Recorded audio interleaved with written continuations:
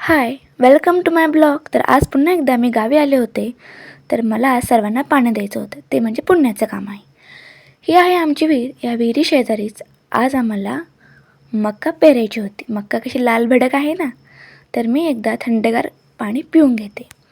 त्यानंतर आमच्या शेतामध्ये आमच्या बाबांचं ट्रॅक्टर आलं होतं. त्या ट्रॅक्टरद्वारे आम्ही आज आमची मक्का पेरणार होतो.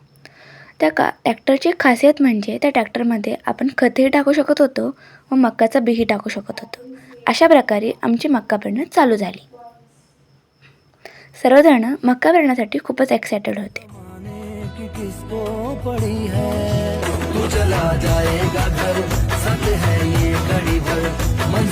खरंच पण शेतातलं सूर काहीतरी वेगळंच सांगून जातं, जे की मी अनुभवत आहे. इकडे काकांची मक्का पेरणं झाली व काका खत टाकत होते. माझ्या पोटाला जाम भूक लागली तर मी एक केळी खाऊन घेतली. तेवढ्यातच सोनूलाही तहान लागली, त्यासाठी मी सोनूसाठी पाणी दिले. पण बिचारी माझ्यावर का नाराज होती ते मला काही माहीत नाही. तुम्हाला पण अशी जांभळं आवडतात का? सगळ्यांना तर आवडत असेल.